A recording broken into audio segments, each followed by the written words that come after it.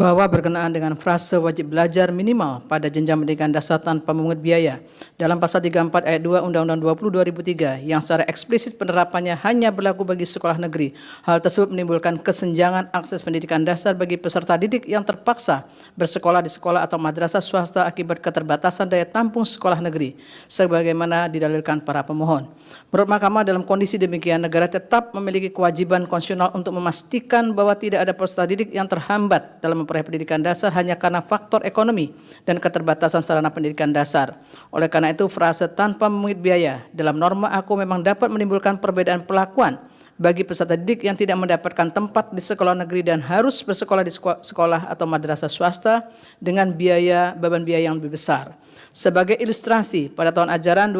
2023-2024, sekolah negeri di jenjang SD hanya mampu menampung sebanyak 970.145 siswa, sementara sekolah swasta menampung 173.265 siswa. Adapun pada jenjang SMP, sekolah negeri tercatat menampung 245.977 siswa, sedangkan sekolah swasta menampung 104.525 siswa. Data tersebut menunjukkan bahwa meskipun negara telah berupaya memenuhi kewajibannya dalam menyelenggarakan pendidikan dasar tanpa memungut biaya dengan membentuk satuan pendidikan yang dikelola pemerintah, namun masih dapat kesenjangan yang menyebabkan banyak peserta didik tidak dapat tertampung di sekolah negeri dan harus mengandalkan keberadaan sekolah atau madrasah swasta. Artinya secara faktual masih terdapat warga negara selaku peserta didik yang melaksanakan kewajibannya mengikuti pendidikan dasar pada satuan pendidikan yang tidak dikelola negara, sekolah atau madrasah swasta, dengan harus membayar sejumlah biaya untuk dapat mengikuti pendidikan tersebut, sehingga terjadi fakta yang tidak berkesesuaian dengan apa yang diperintahkan oleh UUD NRI tahun 1945, khususnya pasal 31 ayat 2 UUD NRI 1945. Karena norma konstitusi tersebut tidak memberikan batasan atau limitasi mengenai pendidikan dasar mana yang wajib dibiayai negara. Norma konstitusi aku mewajibkan negara untuk membiayai pendidikan dasar dengan tujuan agar warga negara dapat melaksanakan kewajibannya dalam mengikuti pendidikan dasar. Dalam hal ini, norma pasal 31 ayat 2 UUD NRI tahun 1945 harus dimaknai sebagai pendidikan dasar baik yang diselenggarakan oleh pemerintah atau negeri maupun yang diselenggarakan oleh masyarakat atau swasta. Salah satu aspek krusial dalam implementasi ketentuan tersebut adalah bagaimana negara dapat memastikan bahwa anggaran pendidikan benar-benar dialokasikan secara efektif dan adil, termasuk bagi kelompok masyarakat yang menghadapi keterbatasan akses terhadap sekolah negeri. Dalam hal ini, untuk menjamin hak atas pendidikan bagi seluruh warga negara tanpa diskriminasi, negara wajib menyediakan kebijakan afirmatif berupa subsidi atau bantuan biaya pendidikan bagi masyarakat yang hanya memiliki pilihan untuk bersekolah di sekolah atau madrasah swasta akibat keterbatasan daya tampung sekolah negeri. Dalam praktiknya, hal tersebut telah dilakukan melalui mekanisme seperti bantuan operasional sekolah BOS dan skema bantuan beasiswa lainnya bagi siswa dari keluarga tidak mampu yang bersekolah di sekolah atau madrasah swasta. Meskipun demikian, dalam implementasinya kebijakan afirmatif tersebut masih menghadapi berbagai kendala, baik dari segi alokasi anggaran, keterjangkauan sasaran maupun efektivitas penyalurannya. Dalam konteks ini, jika frase wajib belajar minimal pada jenjang pendidikan dasar tanpa memungut biaya dalam pasal 34 ayat 2 Undang-Undang 20 2003 hanya dimaknai berlaku untuk sekolah negeri, maka negara telah mengabaikan fakta bahwa keterbatasan daya tampung sekolah negeri memaksa banyak anak untuk bersekolah di sekolah atau madrasah yang diselenggarakan oleh masyarakat atau swasta, yang pada akhirnya membebankan biaya pendidikan kepada orang tua atau wali murid. Hal ini bertentangan dengan kewajiban negara dalam menjamin pendidikan dasar tanpa memungut biaya bagi seluruh warga negara. Oleh karena itu, negara harus mewujudkan kebijakan pembiayaan pendidikan dasar mencakup pendidikan dasar semua anak, baik yang bersekolah di sekolah negeri maupun sekolah atau madrasah swasta, melalui mekanisme bantuan pendidikan atau subsidi agar tidak terjadi kesenjangan akses pendidikan dasar sebagaimana diamanatkan dalam pasal 31 UUD NRI tahun 1945. Namun demikian, Mahkamah juga memahami bahwa prinsip pendidikan dasar tanpa memungut biaya di sekolah negeri bertujuan untuk mengutamakan pengelolaan pendidikan oleh negara, dan tidak berarti bahwa seluruh pendidikan dasar harus sepenuhnya gratis di semua sekolah, in kasus sekolah atau madrasah yang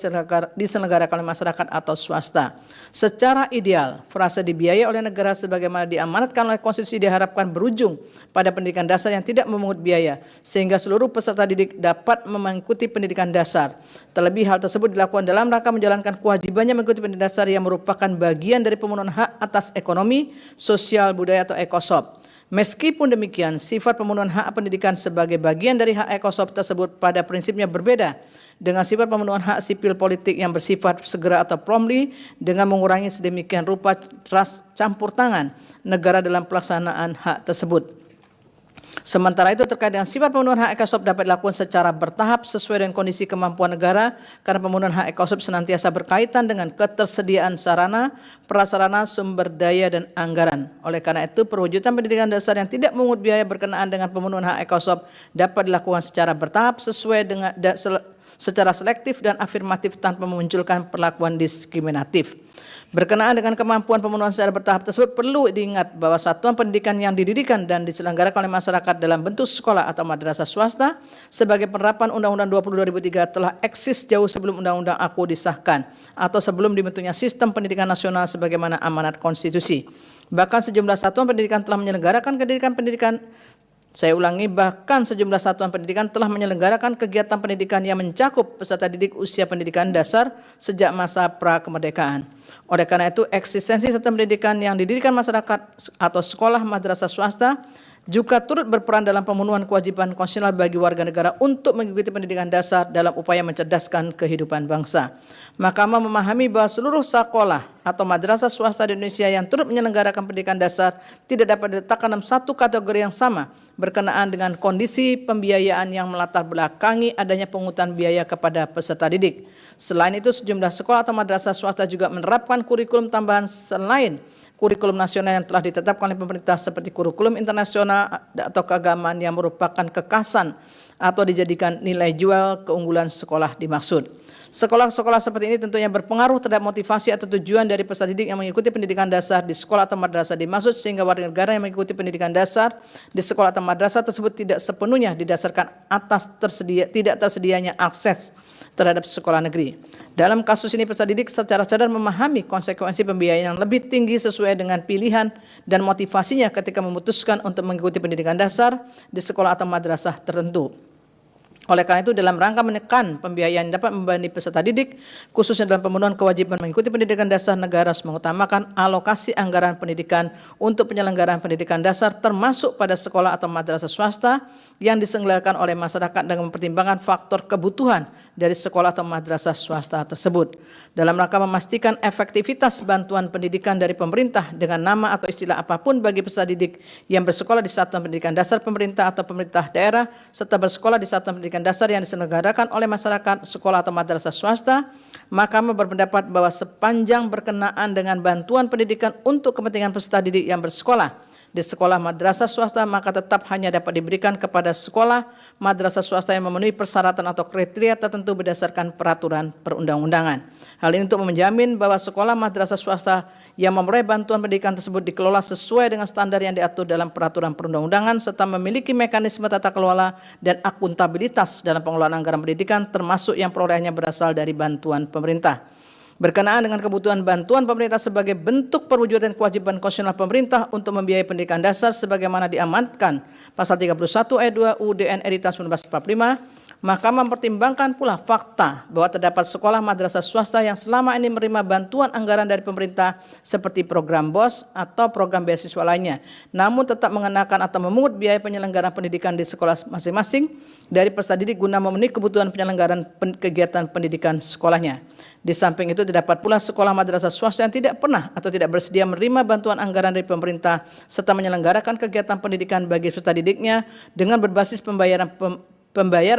penyelenggaraan pendidikan dari peserta didik sepenuhnya.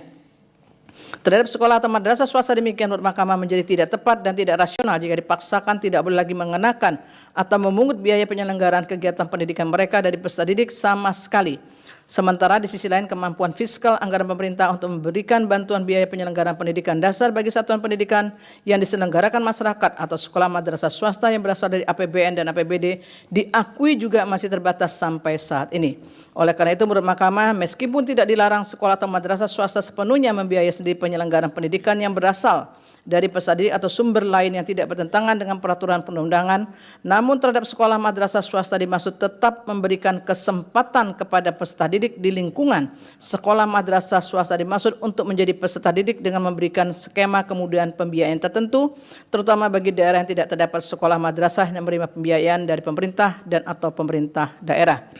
Berdasarkan uraian pertimbangan hukum tersebut di atas, menurut Mahkamah, dalil para pemohon yang mempersoalkan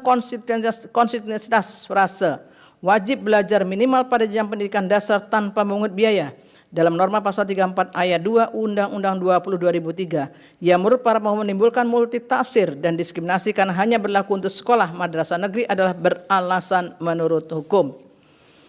Menimbang bahwa selanjutnya para pemohon mendalilkan alokasi anggaran pendidikan yang tidak terfokus pada pembiayaan pendidikan dasar dan seterusnya dianggap diucapkan.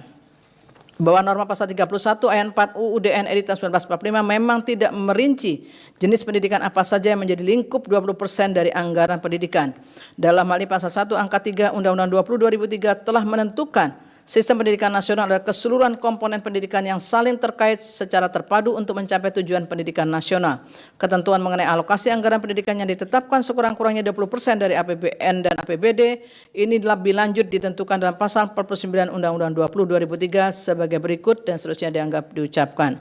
Dalam kaitan dengan dalil para pemohon mengenai ketimpangan dalam alokasi anggaran pendidikan dasar yang berdampak pada tingginya angka putus sekolah di tingkat pendidikan dasar, Mahkamah menilai bahwa persoalan tersebut lebih bersifat implementatif dan administratif yang seharusnya menjadi ranah kebijakan pemerintah dalam menentukan alokasi anggaran pendidikan sesuai dengan prioritas dan kebutuhan sektor pendidikan di setiap wilayah. Dalam hal ini Mahkamah menegaskan bahwa konstitusi hanya mengatur batas minimal anggaran pendidikan, sementara rincian peruntukannya merupakan bagian dari kebijakan yang ditetapkan oleh pemerintah dan lembaga legislatif melalui mekanisme penyusunan APBN dan APBD. Namun demikian melalui putusan aku Mahkamah penting untuk menegaskan dengan telah dikabulkan dari para pemohon berkaitan dengan konstitusitas norma pasal 34 ayat 2 Undang-Undang 20 2003 sebagaimana telah dipertimbangkan pada paragraf 3.24 di atas menimbulkan konsekuensi hukum harus dilakukan pergeseran paradigma fokus anggaran untuk pendidikan dasar bagi negeri maupun swasta. Oleh karena itu dalam penggunaan anggaran APBN dan APBD untuk alokasi pendidikan harusnya memprioritaskan anggaran pendidikan dasar sebagaimana termaktub dalam pasal 31 ayat 2 dan ayat 4 UUD DN RI tahun 1945. Berdasarkan uraian pertimbangan hukum di atas menurut Mahkamah dalil para pemohon berkenaan dengan alokasi anggaran pendidikan yang tidak fokus pada pembiayaan pendidikan dasar adalah beralasan menurut hukum. Menimbang bahwa berdasarkan sudut uraian pertimbangan hukum di atas frase wajib belajar minimal pada jenjang pendidikan dasar tanpa mengungut biaya dalam pasal 34 ayat 2 Undang-Undang 20 2003 telah ternyata menimbulkan multitafsir dan perlakuan diskriminatif terhadap pemenuhan hak dan kewajiban berkenaan dengan pendidikan dasar sehingga melanggar hak warga negara untuk mengembangkan diri melalui pemenuhan kebutuhan dasarnya, mendapatkan pendidikan dan memperoleh manfaat dari ilmu pengetahuan dan teknologi, seni dan budaya demi meningkatkan kualitas hidupnya dan demi kesehatan umat manusia sebagaimana dijamin oleh pasal 8C ayat 1 UUD DN RI tahun 1945 sebagaimana yang didalilkan oleh para pemohon. Sepanjang tidak dimaknai pemerintah dan pemerintah daerah menjamin terselenggaranya wajib belajar minimal pada jenjang pendidikan dasar tanpa memungut biaya baik untuk satuan pendidikan dasar yang diselenggarakan oleh pemerintah maupun satuan pendidikan dasar yang diselenggarakan oleh masyarakat. Oleh karena pemahaman Mahkamah tidak sebagaimana yang dimohonkan para pemohon, maka permohonan para pemohon adalah beralasan menurut hukum untuk sebagian. Menimbang terhadap hal-hal yang tidak dipertimbangkan lebih lanjut karena dinilai tidak ada relevansinya. Konklusi dan seterusnya dianggap diucapkan. Berdasarkan Undang-Undang Dasar Negara Republik Indonesia tahun 1945 dan seterusnya dianggap diucapkan.